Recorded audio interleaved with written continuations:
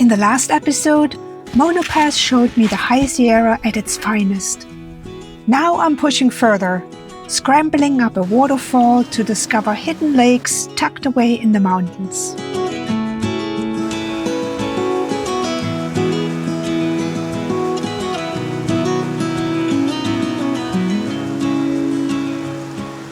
With my coffee barely finished, I'm already eyeing the challenge ahead. No trail, no guide, just a jumble of rocks and the distant roar of a waterfall.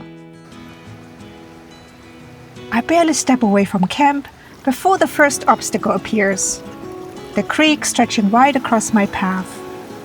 It's not deep, but it's probably the longest crossing I've faced so far.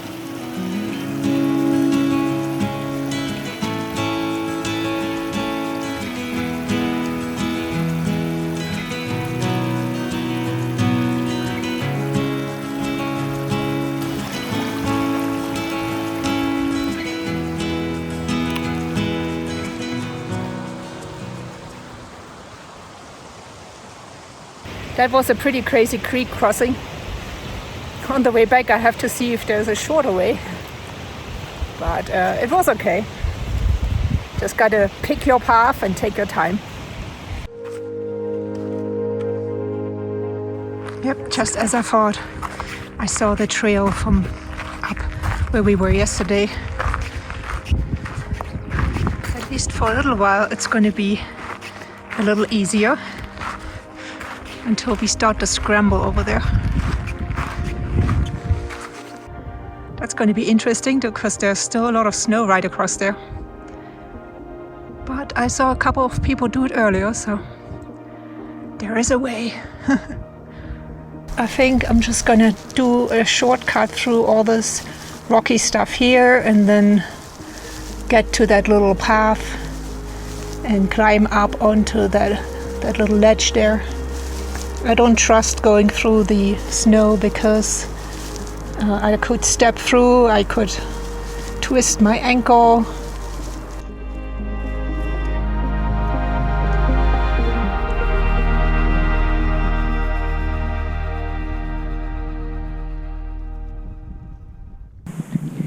Looks like there was kind of a path right through there that I didn't see earlier.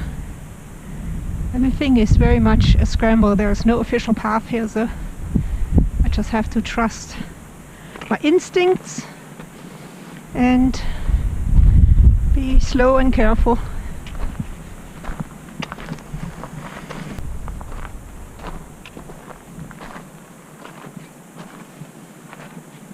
I just made it up all of this stuff here, and looking back now I see another trail. It's just so hard to see when you're down there that something branches off.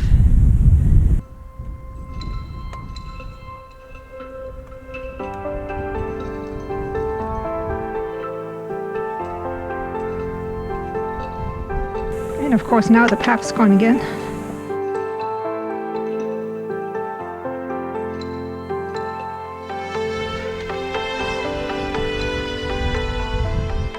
I grew up with a vast forest right behind our home, a wild playground where we spent entire days exploring.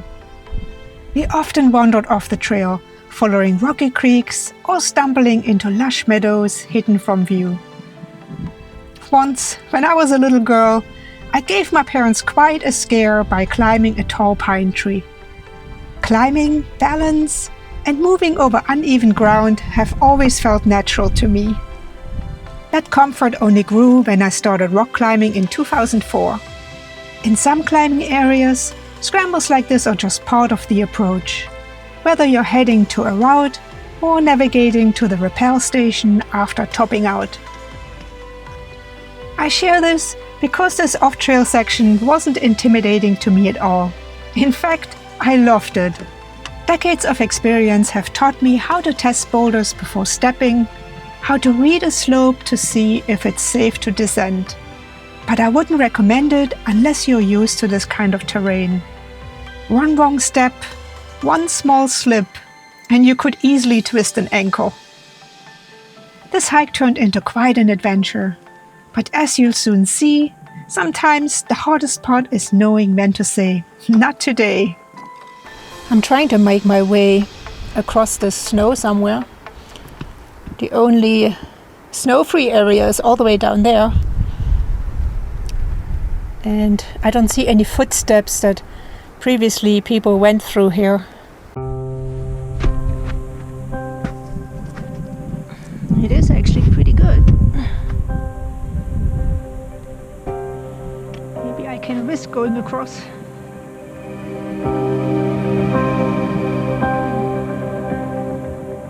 I'd been deliberately steering clear of the snow all day, wary of what might be hidden beneath it. This terrain was already rugged enough, and I picked my path through the boulders very carefully. In this warmth, the snow could be as soft as mashed potatoes, or so I feared.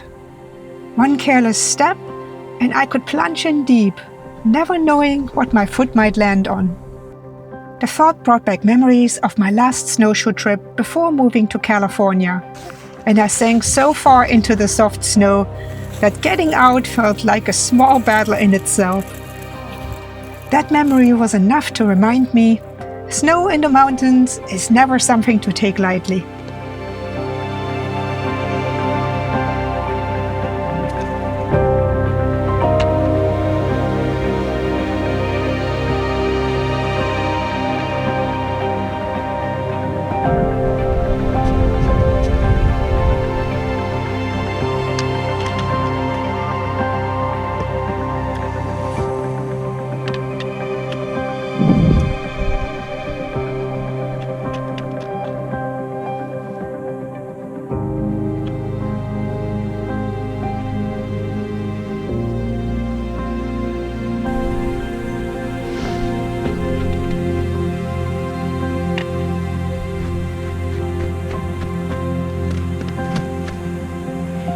Looks solid.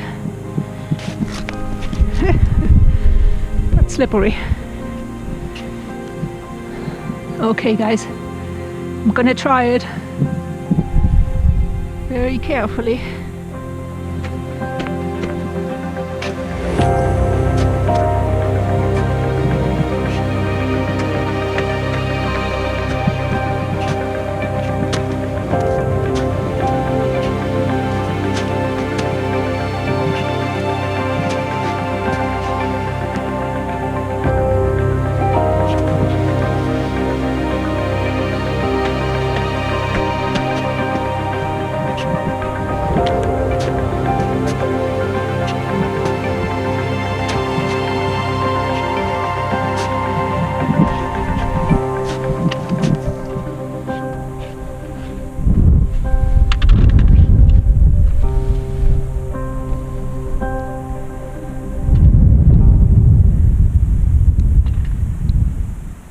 Just looking at the path that I want to go to, I want to eventually be all the way up here, but there's like a steep scrambly hill going down. There's no way I'm going down that way, so I guess I have no choice after all but to go back down to the bottom of this and cut across, in which case I could have done that over there too to avoid the snow. But the snow was actually easier to walk through than all these rocks. Okay, I have to be very careful. There's a lot of loose stuff here. The big rocks are the safe rocks. All the little ones just slide under your foot. So I don't know to how many lakes I will make it today, because this is super slow and very technical compared to a regular hiking path. I want to give a shout out to my friend Kaylee up in Oregon, who did, I believe, 10 days of backpacking in the high Sierra with pretty much nothing but this. Maybe some paths in between, but she was pretty much just going off the path, and I think that's amazing and it's very inspiring. So Kaylee, you are totally a motivator for me, and I'm hoping you're watching this. This is my first attempt, but only a day hike.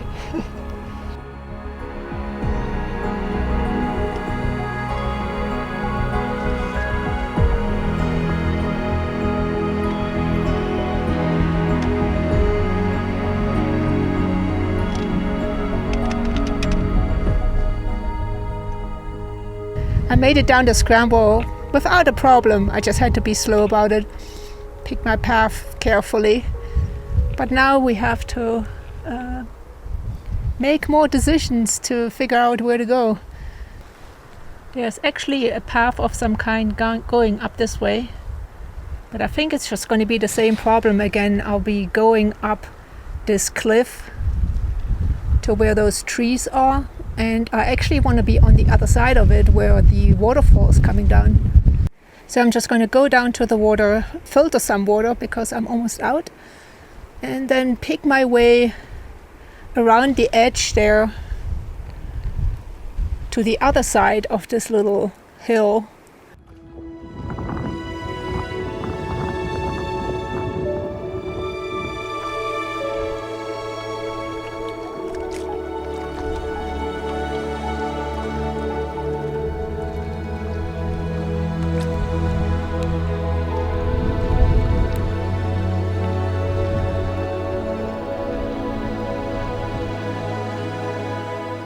To give you a better perspective, I set the camera down and began traversing this little bay without it. If it were a normal path, I could have crossed it in under a minute. But instead, I found myself weaving over boulders, stretching across gaps, and testing each foothold. 4 minutes later, I reached a small hill on the far side.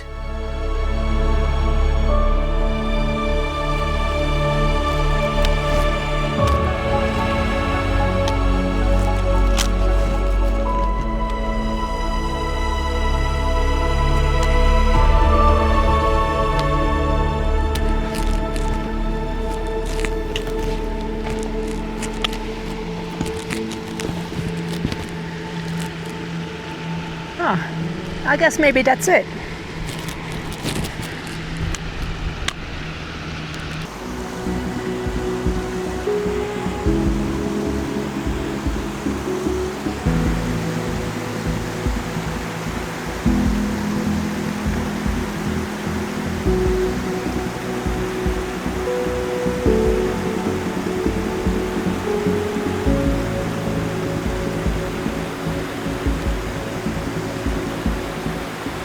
I've always loved following streams, and this one was especially fun.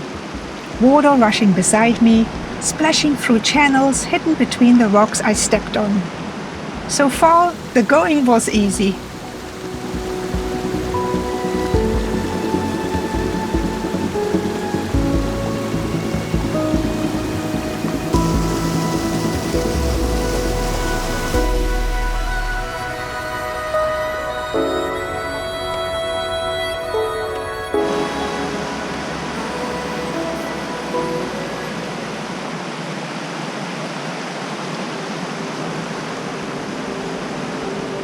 I was making solid progress up the slope until the snowbanks stopped me cold. The GoPro can't do justice to the steepness here. The angle of the slope really made me pause. I tested the snow with one cautious step, but without microspikes, there was no grip at all. Below me, the current was surging with dangerous strength over the rocks in the waterfall. One slip there, and I'd be in serious trouble. In that moment, the decision was clear. Turn back and search for another way.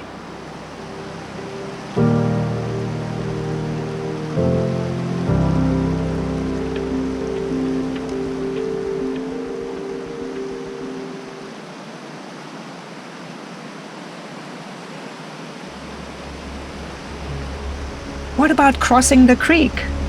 I spotted a section with bigger rocks that looked promising.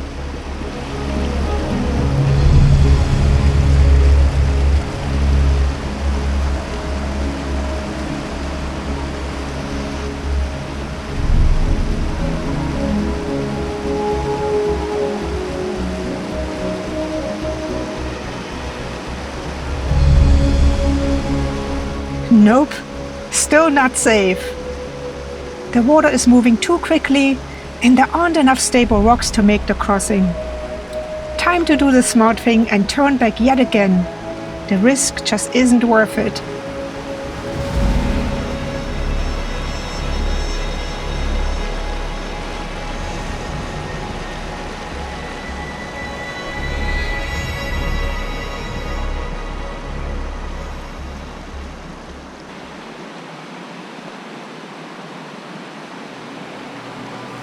How about this spot? It looks doable, especially with my Salomon Gore-Tex hiking boots. I know they're completely waterproof, at least as long as the water doesn't spill over the top.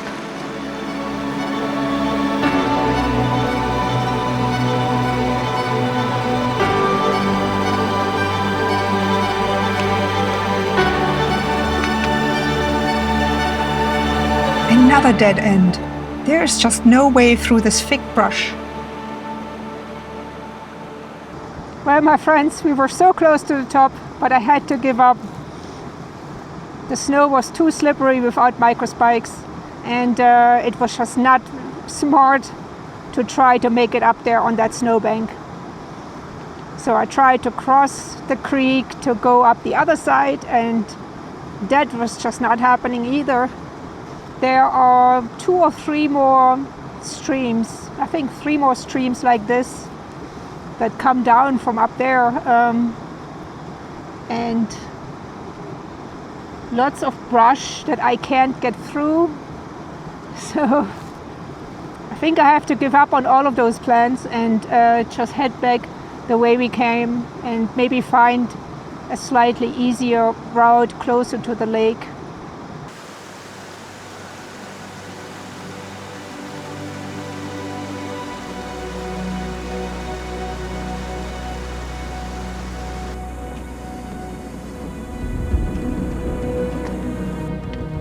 I really wanted to make it up that waterfall to reach these hidden lakes.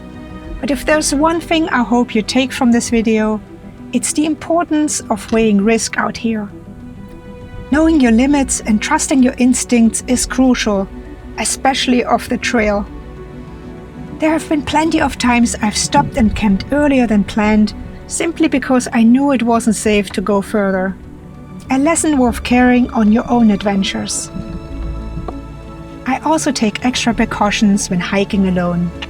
My InReach Mini not only allows me to send emergency messages, but it also tracks my progress online every 10 minutes via satellite.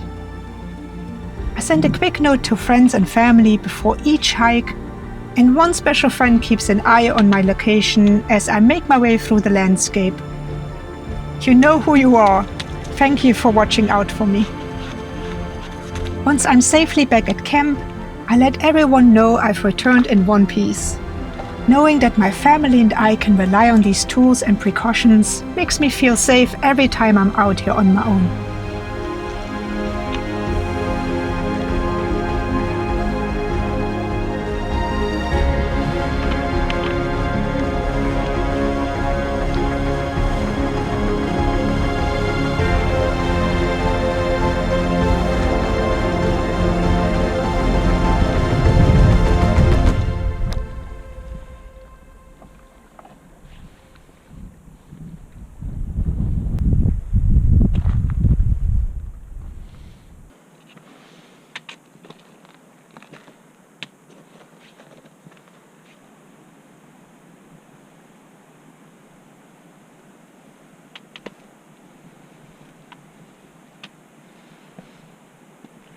I'm back in the camp, my friends. I captured the footage almost all the way with my GoPro, and I hope that was a lot of fun. And then the battery ran out, so but I'm glad to be back. The way back was actually, I wouldn't say easier, but it was a lot faster. Just not a lot of up and down like we did on the way out there. So yeah, it felt like I was back in no time. But it was too bad that I couldn't make it all the way up to where I wanted to be. And I don't know if those other 2 people made it. I didn't watch them continuously, so yeah, but it was still a really fun hike. I hope you enjoyed it. And now I'm just hanging out at the camp, enjoy the shade, and wait for dinner time.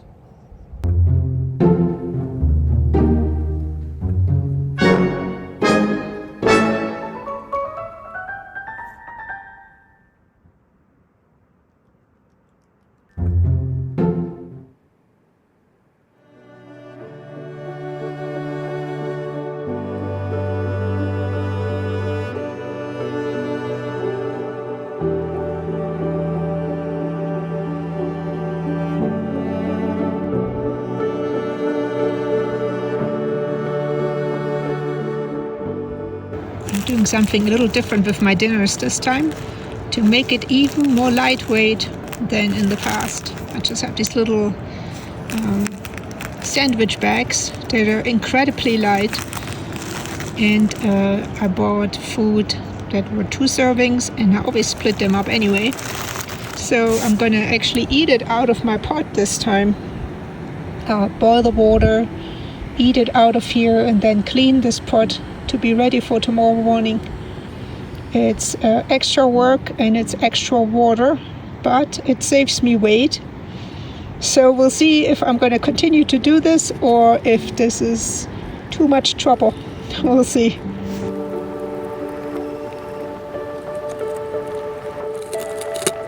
I have to say that so far I like this method a lot because it's very easy to eat out of this pot, and I'm getting everything out of it.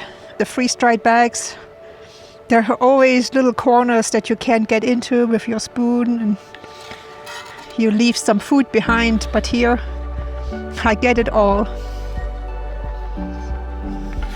And then when I'm done, I'm going to put some water in it. I'm going to briefly heat it up again and swoosh it around and drink that water that's tomatoey.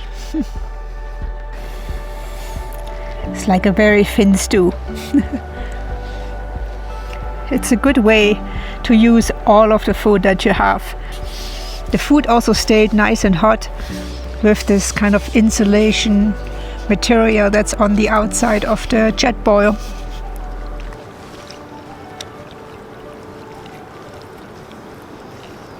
I really enjoyed my day today, and I hope you guys loved it too. But I filmed a couple of other things specifically for my members on Buy Me a Coffee. I created 2 videos, probably about 20 minutes long, of very scenic footage that is almost meditative. And by the time I have this video out, you probably have already seen 1 or 2 of them. And if you're not a member yet, maybe you join our club there, and you'll get to see them too. I started filming part 2 of my behind the scenes video series, where I show what goes into the production of a video. And the 4th one I have for my members is the drive up here. It took me through the beautiful desert area once I was past LA and all the crazy traffic. Yeah, it was a super scenic drive, and then of course all the way up to the trailhead. Was very beautiful. That scene changed so much from desert all the way to the alpine kind of environment. So yeah, if you're already a member, you're gonna have a lot of really cool things coming up. If you're not a member already, maybe you decide to join just to see all those extra videos. And if you decide to be an overnight adventure member on Buy Me a Coffee, you can also see all the previous posts that I already had for my members, and you get a discount for my online store. So a lot of cool things, but mainly it helps me do those trips. It helps me get material for filming, new gear. I'm excited. I'm so excited, and I'm glad you guys are with me. And I hope you enjoy my videos. I certainly love making them, so.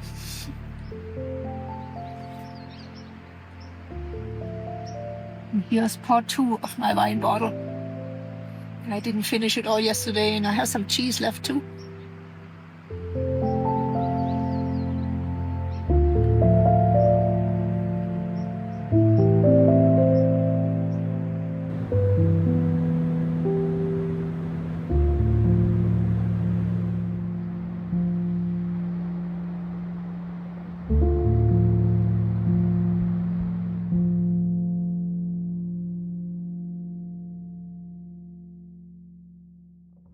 So yeah, this is our last morning here, and it always makes me so sad to leave, but we have our way back. We can see a lot of amazing things on the way back, and depending on how good I feel or what the time is, we might go down to Little Lakes Valley. I see someone going over to where we were yesterday again. And I think they might be doing what I was thinking about just now, that we went up the wrong way.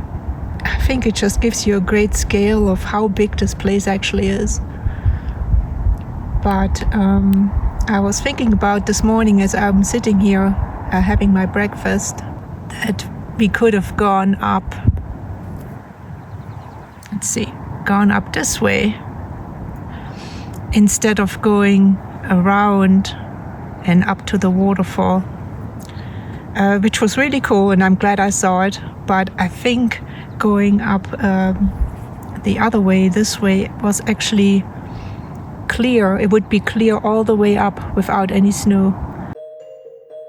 Looking back from a view on our previous hike, it's easier to trace what we did yesterday. After crossing the creek, we followed a well-defined trail for a few minutes, then scrambled down rocks and climbed back up to avoid a large snowfield.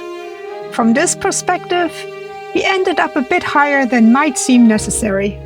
We crossed a small patch of snow before making our way down to the lake for water and snacks. From there, we hiked around the corner and continued up alongside the waterfall. Along the way, I pointed out a trail I had seen heading up the hill, a smarter route past snowbanks that would have led directly toward the hidden lakes. Hindsight made it clear which path would have been best, but the scramble we took was an adventure in itself. Here's a close-up of the spots that challenged us. The snowbank that first blocked our way, the place where we tried to cross initially, and the section further down where we made it across only to be stopped by thick brush.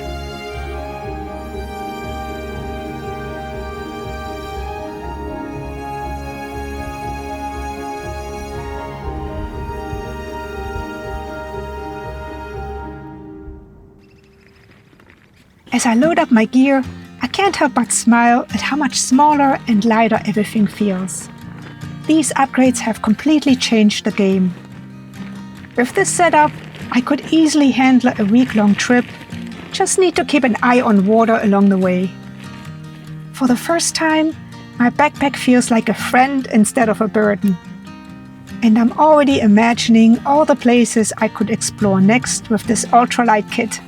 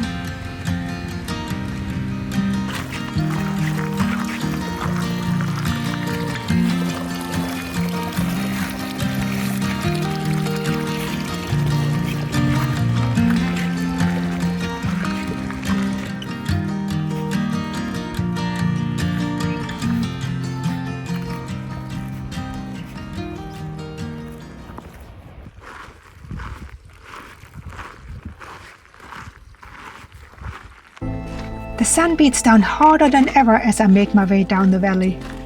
The heat is almost stifling. What a difference a change in elevation can make. Down here, the warmth seems trapped, and even the breeze offers little relief. The only comfort comes from the occasional patch of shade along the trail. I went back and forth about it, and now I decided to take the detour to the Little Lakes Valley. Maybe just a mile or less, but it should be really beautiful. Up there on that green ledge, that's where we came from. We came all the way down that ridge here and all the way down to the intersection to this path.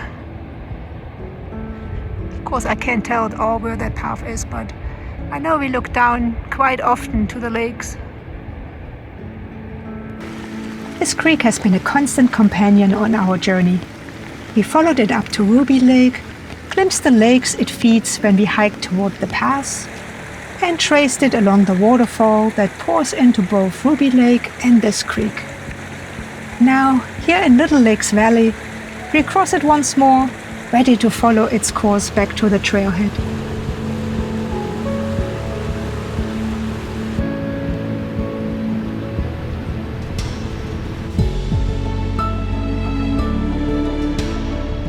I think it was totally worth coming down this way. I'm maybe just a quarter of the way of the entire path. Maybe one day we can come up here to camp on these lakes. It's just really hard to get a permit for this.